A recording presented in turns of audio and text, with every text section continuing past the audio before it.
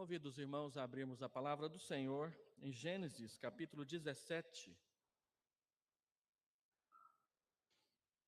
Enquanto os irmãos abrem, trago o abraço fraternal da Igreja Presbiteriana Central de Campo Grande, a nossa igreja. Estivemos lá essa semana toda participando do primeiro encontro da fé reformada daquela cidade, e as notícias que nós trazemos é que foi uma bênção, muito bom, um desafio importante para aquela região. E agora nós temos mais uma igreja parceira, eu acho que deve ser a 15ª ou a 16ª, no Encontro da Fé Reformada de Goiânia. Gênesis capítulo 17, eu quero ler do verso 1 ao verso 14. Quando atingiu Abrão a idade de 99 anos, apareceu-lhe o Senhor e disse-lhe: Eu sou o Deus Todo-Poderoso, anda na minha presença e ser perfeito. Farei uma aliança entre mim e te multiplicarei extraordinariamente.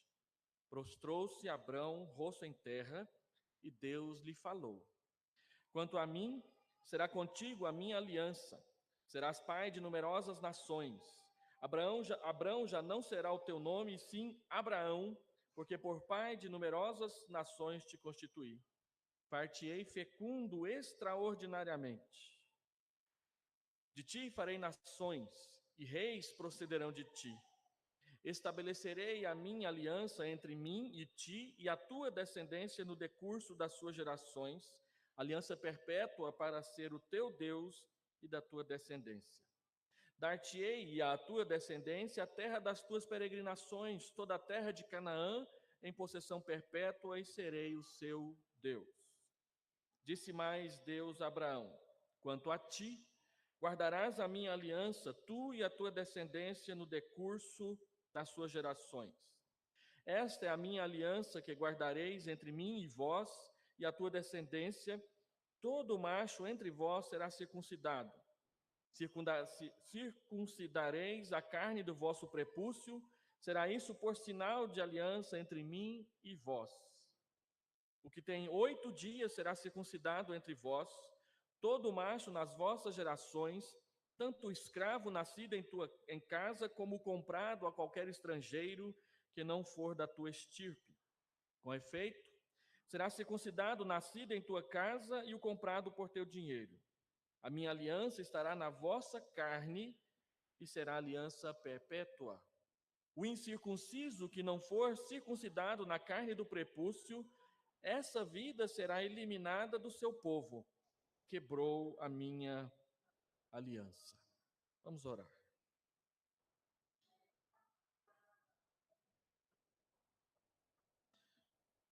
Deus, nós abrimos a palavra do Senhor, que é verdade, que é testemunho e que é mandamento do Senhor para as nossas vidas. Pedimos que no tempo em que passarmos aqui meditando na palavra do Senhor, o Teu Espírito abra o nosso entendimento para que possamos compreendê-la com plenitude e guardá-la com fidelidade. Usa a palavra do Senhor para transformar e santificar as nossas vidas, para cada dia nos tornar mais parecidos com o Senhor Jesus, Teu Filho, nosso Senhor. Enquanto estivermos nessa casa meditando na palavra do Senhor, que a Tua mão esteja estendida sobre nós para nos abençoar e para nos desafiar, para apontar o caminho e para nos conduzir, para nos pastorear e também para chamar a nossa atenção quando nos desviarmos da palavra do Senhor. Vem, Senhor Deus, agir nas nossas vidas é o nosso pedido, em nome de Jesus. Amém, Senhor Deus. Meus irmãos, pelo que nós acabamos de ler, a minha palavra nessa oportunidade é para aqueles irmãos, para aquelas irmãs, para aquelas pessoas que dizem amar a Deus, mas têm dificuldade de se submeter aos seus mandamentos mais simples e fáceis. Eu me dirijo àqueles irmãos que estão aqui, mas que hesitam tomar uma decisão com respeito ao Senhor Jesus, a sua palavra e a sua cruz. Com respeito ao desafio e ao chamado que o Senhor Jesus faz a nós para nos comprometermos com Ele e nos envolvermos completamente com o significado do que é viver pela fé. Aqui nesse texto que nós acabamos de ler, Deus demonstra, Ele nos mostra que Ele não quer ter conosco relações distantes, relações em que nós nos mantemos numa distância aceitável e até considerável, e nem tampouco Deus deseja pastorear corações divididos, que não têm coragem de tomar decisões que têm a ver com consequências eternas para si mesmo e inclusive para a sua família, seus filhos, seus netos e aqueles que virão depois. Eu me dirijo dessa forma aos irmãos não porque é meu desejo fazê-lo, simplesmente, mas porque a palavra de Deus nos chama a fazer dessa forma, lendo esse texto. Os irmãos se lembram, há poucos dias atrás, nós meditamos em Gênesis capítulo 15, e entre Gênesis 15 e Gênesis 17, há um lapso de 13 anos que se passaram entre Deus ter feito a aliança com Abrão e agora ele ratificar a aliança por meio da introdução de um sinal para essa aliança, que é a circuncisão. Entre Gênesis 15 e Gênesis 16, nós temos em Gênesis 17, nós temos o tropeço de Abraão em Gênesis 16. Quando ele, impaciente com respeito à promessa de que Deus lhe daria um herdeiro, ele aceita o conselho da sua esposa para que tenha filhos por meio de uma outra mulher, uma escrava egípcia. E dessa relação nasce Ismael. Nós sabemos que passaram 13 anos, porque o texto diz que Ismael, no decorrer aqui da leitura do texto, ele será circuncidado com 13 anos de idade. Então, quando Deus falou com Abraão pela segunda vez, ou com Abrão pela segunda vez, em Gênesis 15, ele já era um octogenário de 86 anos de idade. Mas agora o texto diz que ele está com 99. 13 anos depois, Abraão continua envelhecendo, sua mulher continua envelhecendo, e nada de um filho nascer dos dois. E Deus diz para Abraão que não será Ismael aquele com quem ele ratificará a sua aliança. Deus ratificará a sua aliança com aquele que nascerá de Abraão. No texto que vem a seguir, deste que nós acabamos de ler, Deus promete novamente que ele terá um filho, e terá um filho com Sara, sua mulher. Então Abraão ri. Depois, no capítulo 18, será a vez de Sara também rir. E como Deus, ele é muito irônico às vezes, ele diz: já que vocês riram, o nome do filho de vocês vai ser Isaac. Só para vocês se lembrarem do sorriso que agora eu estou dando para vocês graciosamente. Deus é aquele que é capaz de fazer milagres inesperados. Deus é aquele que é capaz de transformar as nossas vidas de forma marcante, e Ele não está preocupado com a idade que nós temos para poder fazer isso.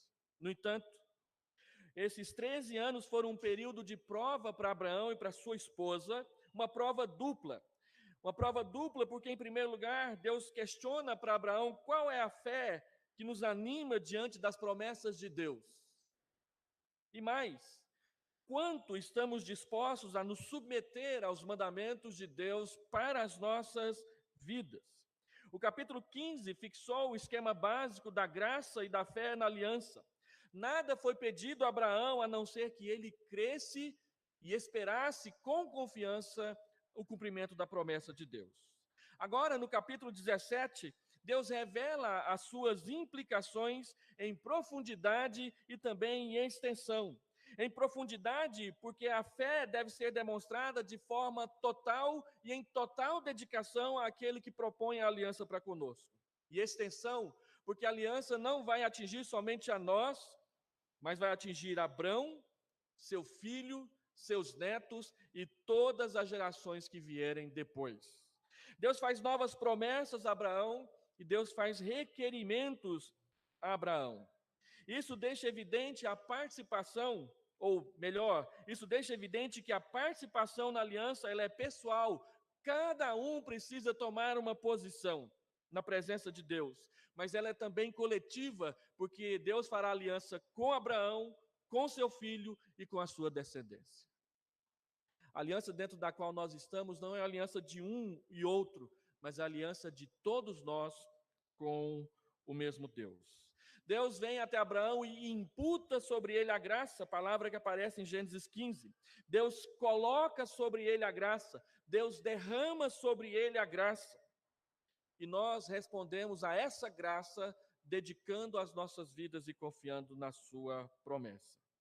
Por isso, a minha proposição é destacar aqui para os irmãos três questões relacionadas ao sinal da aliança que nós, como cristãos, precisamos aprender e guardar no nosso coração para obedecermos na presença de Deus. Primeiro, é que Deus mostra para Abraão que santidade, que é preciso ter e viver em santidade diante do Deus da aliança. Versículo 1 até o versículo 3.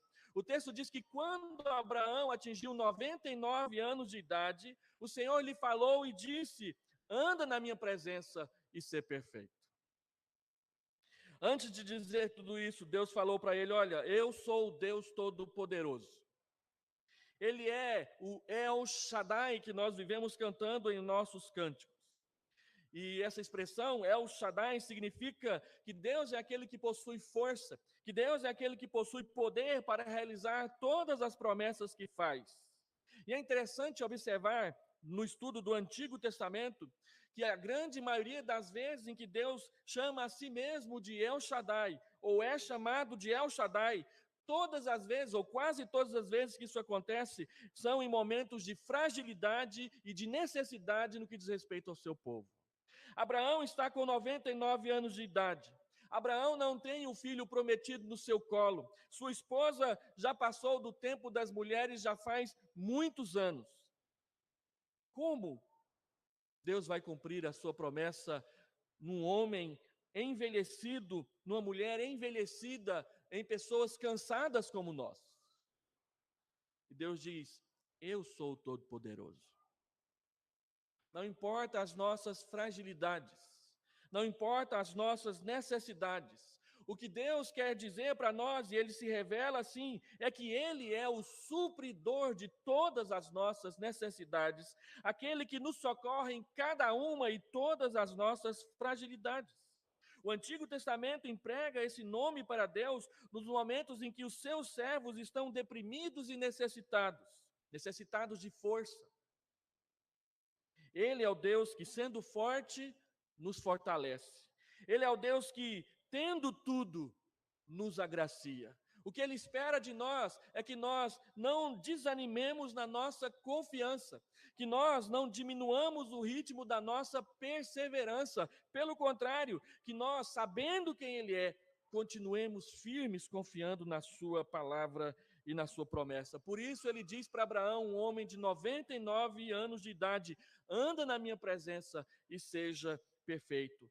Toda a vida cristã é vivida na presença de Deus. Os reformadores tinham um termo em latim que eles gostavam de citar quando eles falavam sobre essa questão de viver a vida na presença de Deus. É a expressão coram Deo. Martinho Lutero dizia que nós estamos na presença de Deus em desespero e em esperança. Desespero porque nós sabemos o quanto nós somos pecadores e o quanto nós carecemos da ajuda de Deus para nós. Em esperança, porque apesar dos nossos pecados, nós podemos saber que Ele não nos deixará para trás. Então ele diz: ser perfeito. Deus está dizendo para Abraão: Abraão, anda em santidade na minha presença. E aqui nunca é demais repetir: santidade não é uma exigência de Deus para jovens e adolescentes que estão no início da carreira cristã. Santidade é uma exigência de Deus para as nossas vidas inteiras. Algumas pessoas acham que depois que fizeram 60, 70, 80 anos de idade, elas podem fazer o que quiser, elas podem dizer o que quiser, elas podem agir como quiser, porque uma vez que elas já passaram da meia-idade e chegaram na idade da maturidade, da experiência, elas não precisam atender a mais ninguém, unicamente a si mesmo. E aqui no Brasil, depois do fenômeno da Dercy Gonçalves, então isso se tornou quase que uma regra. Ser uma pessoa idosa, segundo alguns, é ter o direito de falar palavrão, de não se vestir apropriadamente, de não se comportar adequadamente, mas fazer o que bem entender na cabeça. Afinal de contas, eu já trabalhei, agora com a minha aposentadoria, eu vou fazer o que eu quiser. Mas Deus chega para Abraão e diz: 99 anos de idade, anda em santidade. Santidade é para todos nós. 1 João capítulo 2, versículo 14, 12 a 14, João escrevendo àquelas pessoas lá da igreja de Éfeso, ele diz, e ele chama os pais, ele diz: pais, eu vos escrevo porque vocês conhecem aquele que era desde o princípio, aquele que é desde o princípio. João está dizendo que os pais, os mais idosos, os mais maduros na fé, eles devem ser, eles precisam ser e eles são exemplos de estabilidade cristã para os mais jovens. E não o contrário. Não exemplos de instabilidade, não exemplos de murmuração, não exemplos de reclamação, mas exemplos de pessoas que conhecem a Deus e andam na presença de Deus continuamente.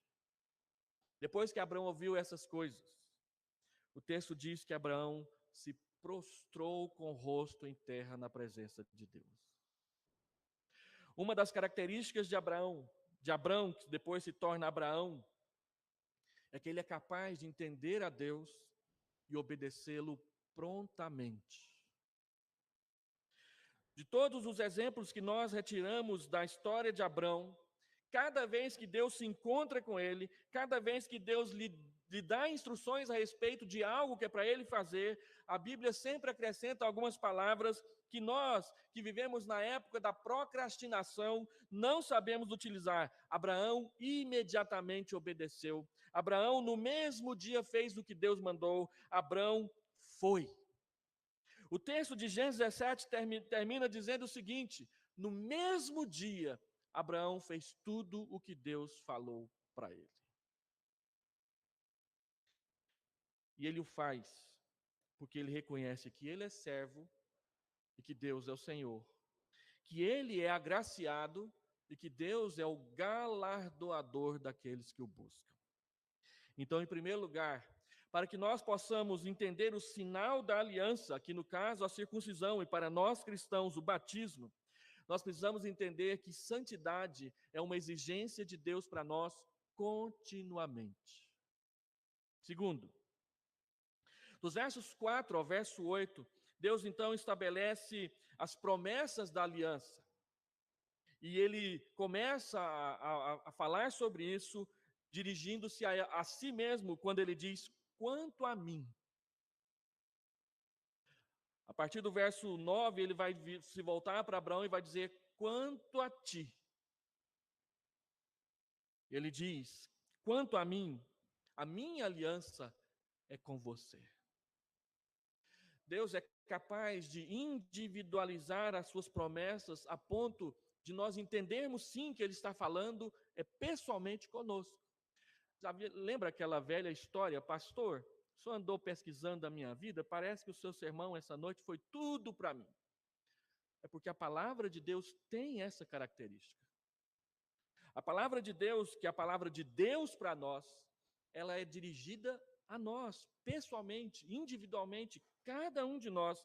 E Deus diz para Abraão: a minha aliança é com você. O que ele está oferecendo, o que ele está propondo, é diretamente para Abraão. Então Deus faz algumas promessas e modificações. Primeiro, seu nome é Abrão, a partir de agora será Abraão. Abrão significa pai de nações. Abraão, todo mundo já sabe, significa pai de numerosas nações. E aí Deus especifica um pouco mais aqui a questão da aliança, que ele não havia especificado em Gênesis 15. Ele diz: reis e soberanos procederão de ti. A aliança, ela é mais do que entre mim e ti somente. A aliança será entre mim e ti e a tua descendência no decurso das gerações. Deus promete andar com Abraão, Deus promete andar com o filho de Abraão, ou com os filhos de Abraão, Deus promete andar com os netos de Abraão, Deus promete andar com as nações que procederem de Abraão, Deus promete andar com Israel. Lembre-se que Moisés está escrevendo Gênesis exatamente para descrever como tudo começou, a fim de que Deus providenciasse e criasse a nação de Israel, que Moisés vai estar libertando do Egito neste exato momento. Quem é que está lendo o livro de Gênesis? Quem está lendo o livro de Gênesis é Israel no deserto. Deus está escrevendo essas coisas para mostrar que Deus tem propósitos para com o seu povo. E que os propósitos que Deus tem para com o seu povo, eles são extensos, eles são duráveis. A palavra que aparece aqui em Gênesis são perpétuos. Deus diz mais. Deus diz para Abraão que vai lhe dar a terra das suas peregrinações por herança. Deus promete dar a terra de Canaã a Abraão e a seus descendentes, o que envolve muito mais do que somente a Palestina, conforme nós vemos nos noticiários da televisão. Quando Deus promete a terra de Canaã para Abraão, ele diz que o limite lá no sul será o ribeiro do Egito, lá na entrada do Egito. E que o limite ao norte será o rio Eufrates, lá no centro do Iraque. Não é só uma questão de ficar brigando por pequenos pedaços de terra ali ao redor de Jerusalém. Deus deu a Abraão, prometeu dar a Abraão muito mais do que isso. Agora, o conflito atual entre Israel e as nações muçulmanas ao seu redor existe historicamente por causa dessa promessa. Israel está lá se apegado àquela terra porque confia que essa promessa é para eles, os judeus. Embora eu particularmente não tenha dificuldades em aceitar a validade dessa promessa feita a Israel, eu não tenho nenhum compromisso em entender e nem tampouco aceitar que tudo no que diz respeito à nossa relação com Deus, nós cristãos, também está limitada àquela terra de Israel. As pessoas que entendem assim são chamadas de sionistas. De que todo o futuro, tudo na vida da humanidade, depende do que vai acontecer ali naqueles 180 quilômetros esticados de terra. Para os irmãos terem uma ideia, a Palestina inteira, ela é do tamanho da onde nós estamos até o centro da cidade de Goianésia, 180 quilômetros ao norte. É por isso tudo que eles estão brigando lá. Agora, meus irmãos, a nossa redenção em Cristo não depende das coisas relacionadas àquela terra. São promessas que Deus fez a Abraão. A promessa que Deus fez para nós é que Ele nos salva pelo mesmo tipo de fé que Ele salvou Abraão. Nós não somos herdeiros da Palestina, nós somos herdeiros da promessa que Deus fez a Abraão, de que se ele cresce nele, isso lhe seria imputado, lhe seria contado para a justiça. E é em cima dessa promessa que Deus fez a Abraão, que aparece em Gênesis 15, que todo o Novo Testamento constrói a salvação de todos aqueles que não nasceram judeus. Não é por causa de uma terra, é por causa do Deus que prometeu a terra. Mas esse é assunto para outro sermão, outro dia, em outra situação. E Deus termina dizendo para Abraão o seguinte: eu serei o seu Deus, vocês serão o meu povo, e eu serei o seu Deus. O que é estar dentro da aliança? Estar dentro da aliança é se entender como parte do povo de Deus. Estar dentro da aliança é entender a quem é o Deus a quem nós servimos.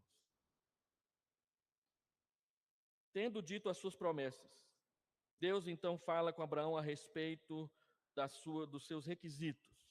No texto original hebraico aparece uma expressão que não ficou bem traduzida aqui no texto em português. Deus começa o verso 4 dizendo: quanto a mim farei isso. E no texto hebraico aparece uma expressão, a expressão veatá, ou seja, quanto a ti, vocês devem fazer isto aqui. O que vocês devem fazer? Guardar a aliança no decurso das gerações. Deus faz uma aliança com Abraão e determina que ele não somente aguarde, mas que ele também ensine os seus descendentes a guardá-la. Deus dá uma tarefa pedagógica para Abraão, que é de apresentar a aliança e mostrar a aliança para os seus descendentes. tarefa que nós, pais cristãos, herdamos, porque nós entramos na aliança quando fomos batizados e agora somos chamados a conduzir os nossos filhos e os nossos netos nessa mesma caminhada.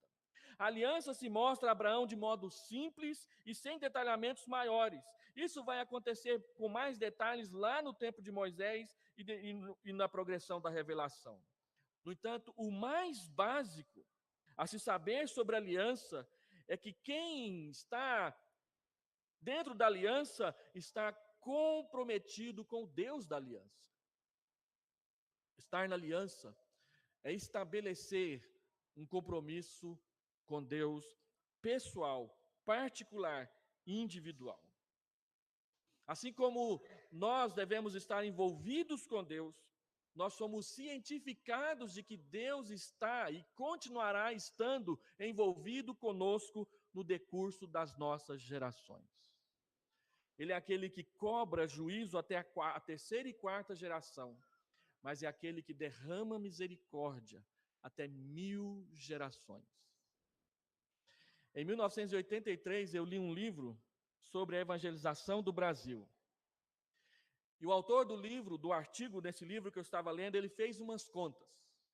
Ele levantou a seguinte questão: quantas gerações vocês acham que existe desde Jesus até hoje? Em 1983, eram 66 gerações.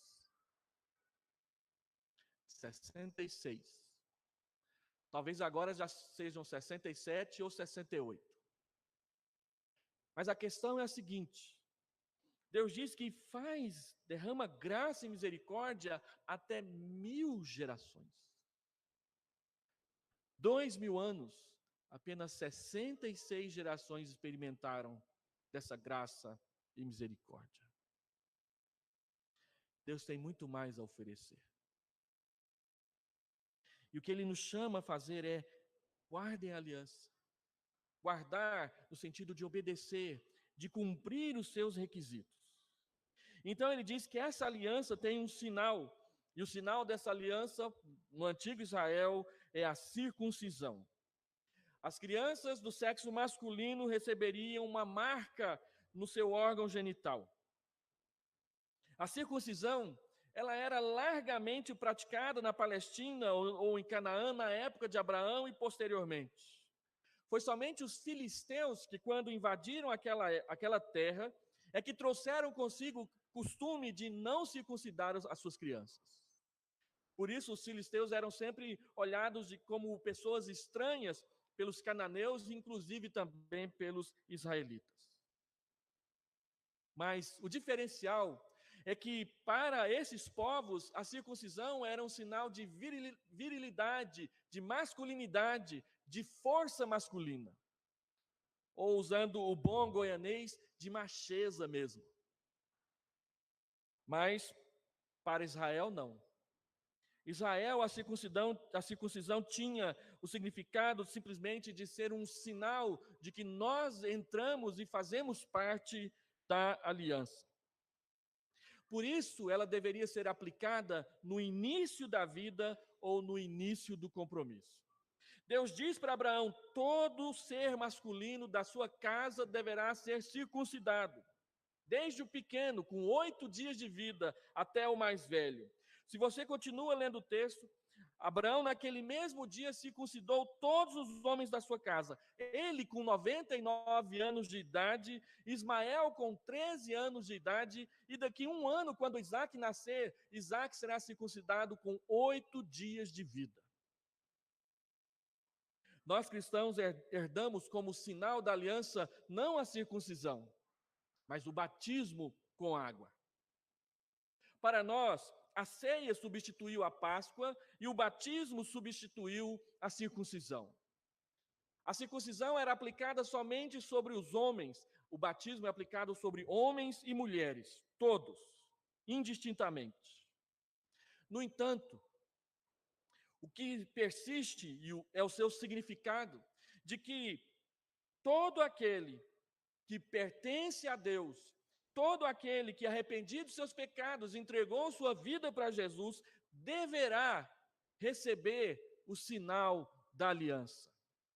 E aí eu tenho uma pergunta muito honesta. Por que muitos irmãos, que se eu pergunto, você já entregou sua vida para Jesus, você já se arrependeu dos seus pecados, você confessou a Cristo como Senhor e Salvador da sua vida, as pessoas me dizem, sim, Senhor, pastor. Mas quando eu pergunto, quando é que você vai pedir o sinal da aliança, o batismo, as pessoas dizem, não estou pronto para isso. É uma pergunta justa, é uma pergunta honesta, é uma pergunta bíblica, porque Deus diz: se você quer participar da aliança, você deverá receber o sinal da aliança. Se você não quer receber o sinal da aliança, é sinal de que você não quer participar da aliança. Deus está falando isso aqui para Abraão agora. A diferença é que Abraão, um homem de 99 anos de idade, obedeceu. E nós, e você, por que não quer obedecer?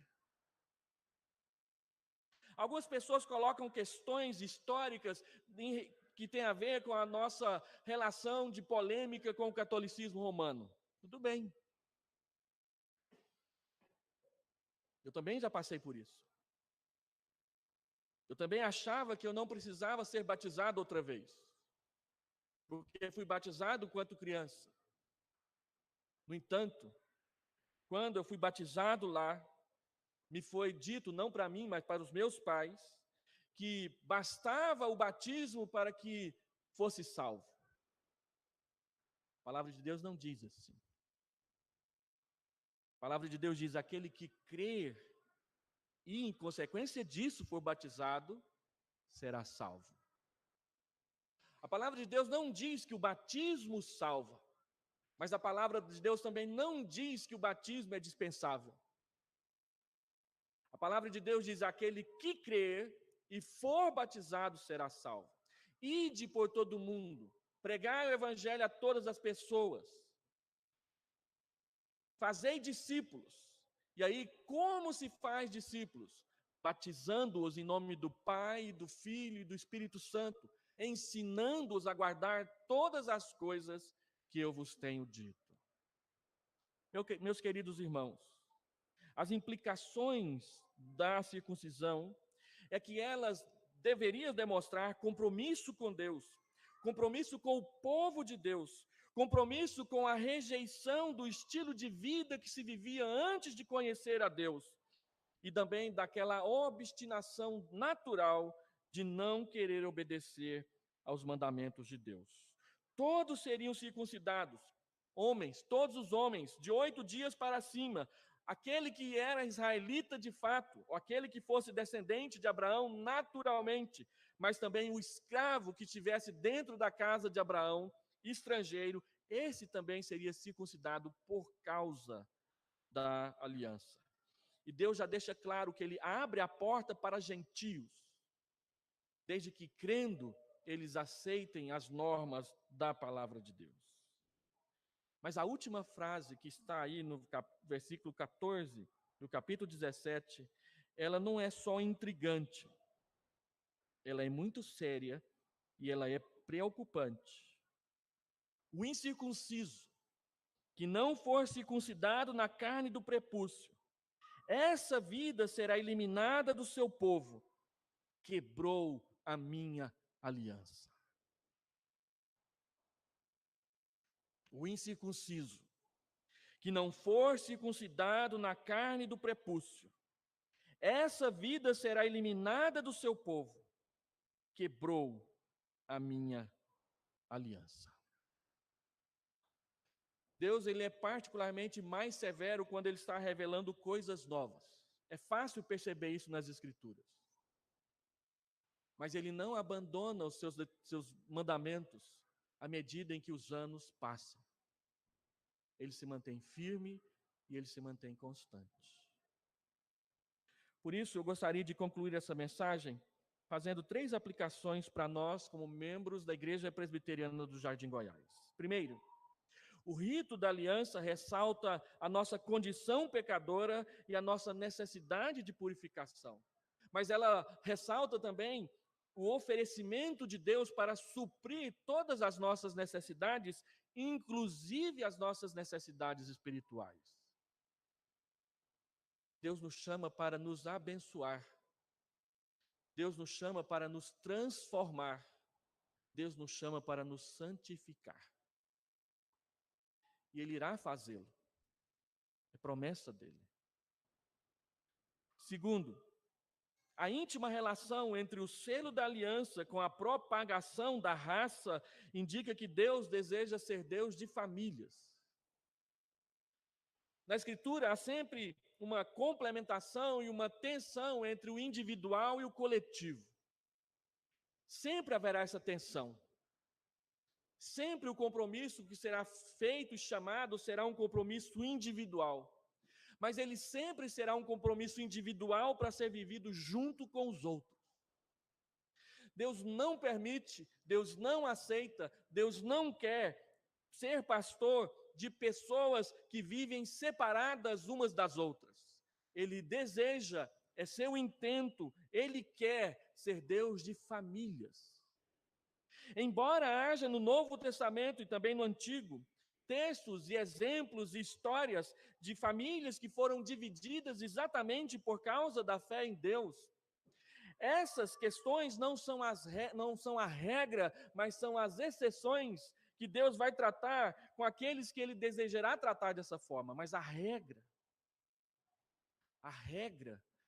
é que Deus é pastor de famílias. Ele prometeu abençoar os filhos daqueles lares onde um é crente e o outro não é crente. Ele prometeu abençoar aquele que não é crente quando casado está no convívio de uma mulher crente, de um homem crente. Por quê? Porque ele é um Deus de aliança. Por amor aos seus filhos, por amor às suas filhas, ele abençoa os outros. É um privilégio para pessoas que não querem ter compromisso com Jesus, viverem ao lado de pessoas que querem e têm. Mas isso não salvará. Se não se arrependerem dos seus pecados e pessoalmente entregarem suas vidas para Jesus. Deus não tem sobrinhos, Deus não tem primos, Deus não tem netos, Ele tem filhos e Ele tem filhas. Abraão é filho de Deus, Isaque é filho de Deus, Jacó é filho de Deus. Ele não tem netos. Por isso é importante que nós tomemos sim a seriedade do discipulado dos nossos filhos. E os filhos que aqui estão precisam tomar a pé e com seriedade a sua própria decisão pessoal para com Jesus. Eu dizia para minhas filhas em casa: quando é que o papai sabe que vocês são crentes? Quando vocês vão na igreja sozinhas.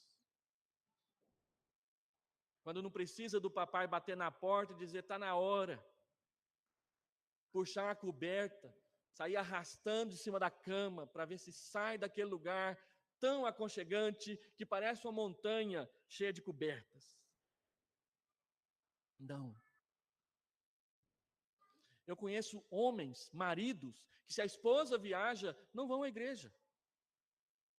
Eu conheço esposas que se o marido viaja, não vão à igreja. Eu conheço filhos que se o papai ou a mamãe vai passear do outro lado da cidade, não vão à igreja. Meus irmãos, minhas irmãs, Deus está dizendo para Abraão: anda na minha presença e ser perfeito. E Ele está repetindo isso para nós nessa noite. É com você que Ele está falando. Ele promete abençoar você. Mas Ele espera de você o compromisso, o comprometimento de toda a sua vida com Ele. E por último, pense sobre isso. Ore sobre isso. Recusar o sinal da aliança é recusar a própria aliança. O que você vai fazer com essa afirmação de Deus? Eu me lembro, 1982, Reverendo Crisógono Moreira Coelho chegou para o meu pai no final da escola dominical e perguntou assim: Luiz, você não vai fazer a sua pública profissão de fé? Você não vai se batizar? E meu pai respondeu com todas as letras: é muita responsabilidade, pastor. E até hoje ele não pediu nem o batismo e nem fez a pública profissão de fé. Menos de um ano depois, a Lilian, professora da classe dos jovens de 15 anos da igreja, chegou para mim e disse: Hélio, você não quer se batizar? Você não quer fazer a pública profissão de fé? Eu me lembrei da conversa do pastor com meu pai e dei a mesma resposta do meu pai. Não, Lilian, é muita responsabilidade. Então, em janeiro de 1983, eu fui convidado a participar da classe de Fundamentos da Fé sem compromisso. Não, se você não quer se batizar, então vai lá só para você conhecer as doutrinas da igreja. E eu fui. E fiz o curso inteiro. De repente eu estou lá perante o conselho da igreja sendo examinado. E no dia 18 de agosto de 1983, eu fiz a minha pública profissão de fé e o meu batismo. E esse tem sido o meu compromisso até hoje. Eu não tenho 86 anos de idade como Policarpo de Esmirna tinha, quando ele foi preso e levado para ser morto numa fogueira. Então o procônsul romano chegou para ele e disse o seguinte: olha a sua idade, eu não quero te fazer mal, basta você responder uma perguntinha que eu vou fazer e você pode ir para casa. Na hora que eu perguntar assim, você nega Jesus Cristo, você só diz para mim assim: eu nego. E Policarpo disse: olha, tem 86 anos que eu sirvo a Jesus. Ele nunca me fez mal. Por que eu negaria agora?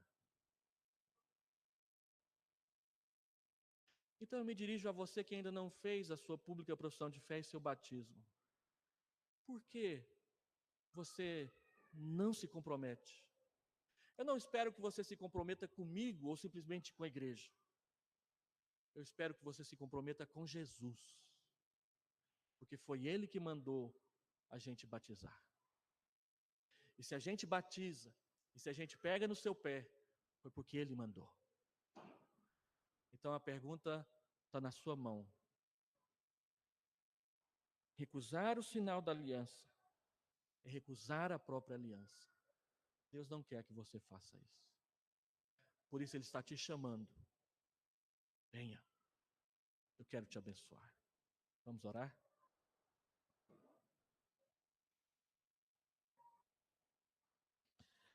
Deus bendito, Pai amado, nós não queremos recusar nem o sinal da aliança e muito menos a aliança.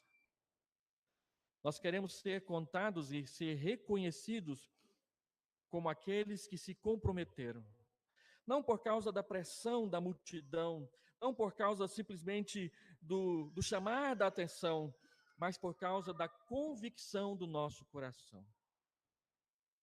Por isso, Senhor Deus, se há entre nós pessoas que estão convencidas de que amam a Jesus e de que entregaram para Ele as suas vidas, mas ainda não tomaram a decisão de pedir o batismo, de fazer a sua pública declaração de fé. Então, Senhor Deus, o Senhor que é o Deus de cada um de nós, o Senhor que é o Deus das mentes, dos corações e das almas, visita este irmão, visita essa irmã com a tua graça que fortalece e que enche o coração de compromisso, ó Deus. Compromisso contigo, compromisso com o Rei, compromisso com o Deus Salvador. Essa é a única razão de virmos aqui à frente e trazer a tua palavra aos ouvidos do teu povo. Levanta as tuas mãos sobre cada um e cada uma para abençoar, para chamar para este encontro pessoal contigo, definitivo, permanente, no decurso de todas as nossas gerações. É a oração que nós fazemos convencidos pela palavra do Senhor, em nome de Jesus. Amém, Senhor Deus.